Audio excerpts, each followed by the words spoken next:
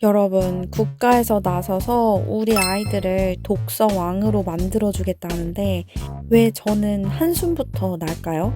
최근 개최된 독서국가 선포식. 특히 독서 유치원과 독서 이력 DB화. 이게 저는 가장 우려되는 지점인데요. 이대로 가면 전 사실 우리 아이들이 책이라면 넌덜머리가 나는 독서 혐오자가 될 것 같습니다. 마음껏 뛰어놀아야 할 3살 아이들을 구조화된 책 읽기 프로그램에 참여시키고 독서 이력을 국가에서 관리하겠다는 정책. 무엇이 문제이고 우리는 어떻게 아이들의 진짜 문해력을 지켜야 할지 오늘 영상에서 다뤄보려고 해요. 먼저 독서국가 선포식에서 이야기한 정부의 계획은 이렇습니다. 유보 통합을 통해서 한국 나이 5에서 7세, 그러니까 만 3세에서 5세 아이들이죠.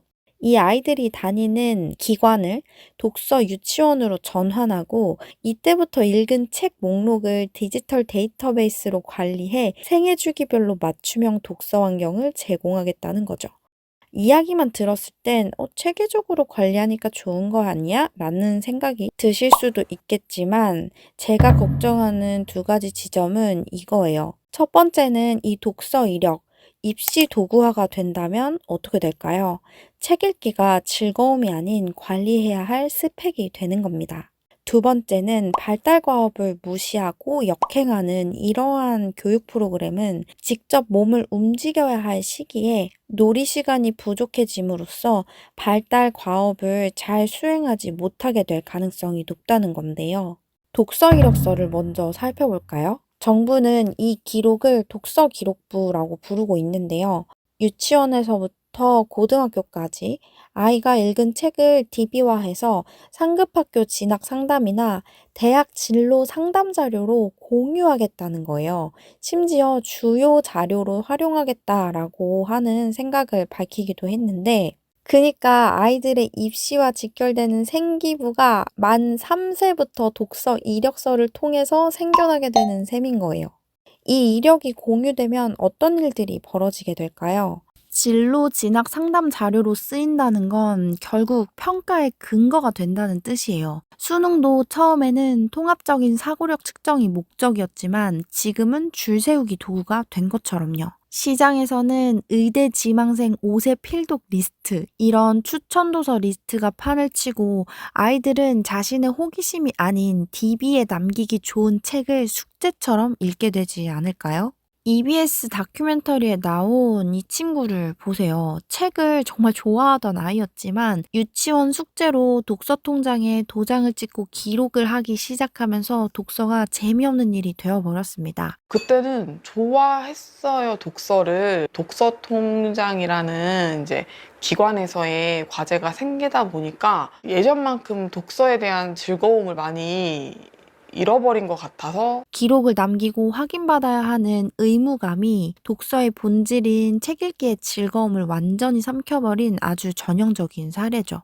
저는 독서국가 정책의 전체적인 부분을 비판하는 게 아닙니다. 문해력과 사고력이 중요하다는 것, 국가에서 나서서 아이들의 문해력과 사고력이 저하되는 걸 방지하겠다. 과열되는 조기 사교육의 열풍을 조금이라도 잠재우겠다. 이러한 취지는 저도 동의를 해요. 하지만 이 시기에 저는 동의를 절대로 못하겠습니다. 현재 한국에서 영유아기 아이들은 책을 안 읽어서가 아니라 못 뛰어노는 게 더 큰 문제거든요. 육아정책연구소 자료를 보면 우리나라 영유아기 아동들의 바깥놀이, 신체활동 시간은 1시간 남짓입니다. WHO와 호주 보건부의 권고를 보면 만 3세에서 4세 아동은 하루 최소 180분 이상의 신체활동이 필수입니다. 특히 한 번에 1시간 이상 앉아있게 해서는 안 된다고 강조를 하고 있죠. 그런데 만 3세부터 가뜩이나 부족한 아동들의 신체활동 시간을 책을 읽히는 시간에 할애를 하겠다? 이건 아동의 발달권과 놀 권리를 정면으로 위배하는 일 아닐까요? 영유아기 아이들은 특히나 바깥에서 친구들과 마음껏 뛰어놀며 모든 발달의 기초를 다져야 하는 시기인데, 가뜩이나 기관에서 보내는 시간이 긴 우리나라 아이들을 자유놀이 시간을 늘리는 것이 아니라 독서 활동을 하게 하겠다? 하원을 하고 이 아이들이 바깥 활동 얼마나 하게 될까요? 얼마나 친구들하고 어울릴까요? 해당 보고서에 따르면 국내 아동들의 미디어 활용 시간도 1시간이 넘어가는 수준으로 굉장히 긴 편입니다. 기관에서 책 읽기를 해주니까 집에 갔을 땐 바깥놀이를 하겠지? 전 이건 아닐 거라 생각이 들어요. 맞벌이 가정이 많은 국내 실정상 아이들은 하원하게 되면 씻고 밥 먹고 잠자기에도 시간이 부족하니까요. 자, 그럼 교육 강국이자 성인 독서율 1위를 자랑하는 핀란드는 아이들을 어떻게 교육하고 있을까요? 핀란드 교육과정의 핵심은 딱 두 가지인데요.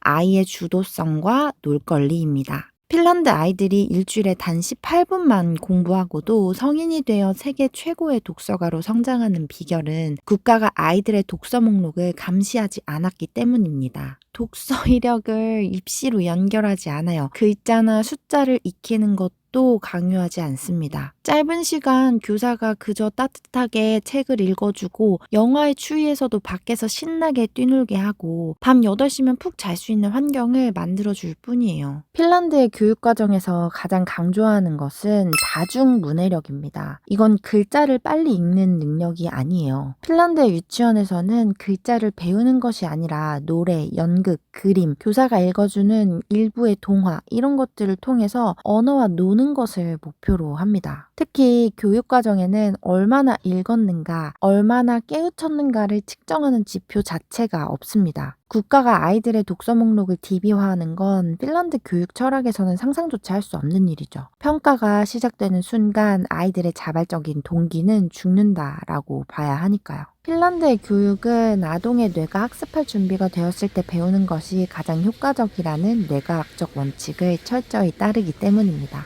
결국 핀란드 국가교육과정은 잘 노는 아이가 잘 배운다라는 것에 확신을 가지고 있는 것이죠. 사고력과 문해력 높이는 건 저도 정말 중요하다고 생각합니다. 그런 의미에서 대한민국을 독서국가로 도약시키겠다는 정부의 의지와 노력, 그 취지에는 저도 깊이 공감하고 동의하고 있어요. 하지만 한국의 실정과 영유아 발달을 무시한 방법은 너무나 우려스럽습니다. 우리 아이들은 지금도 이미 충분히 놀지 못하고 있습니다. 만 2세에서 5세 아이들의 평일 바깥놀이 시간이 고작 1시간 남짓인 나라에서 국제 권고 기준인 2~3시간을 채우기는커녕 독서 이력을 관리하겠다고 아이들을 다시 자리에 앉히는 것, 이건 아이들의 발달권을 외면하는 일입니다. 특히 독서 DB를 입시 자료로 활용하는 방안에는 결사 반대합니다. 저 역시 교육에 지대한 관심이 있고 우리 아이가 평생 책을 사랑하는 사람으로 자라길 누구보다 바라고 있습니다. 하지만 독서 이력을 대학과 공유하고 입시 자료로 쓰는 순간 책 읽기는 즐거운 탐색이 아니라 지옥 같은 노동이 될 것이 불보듯 뻔합니다.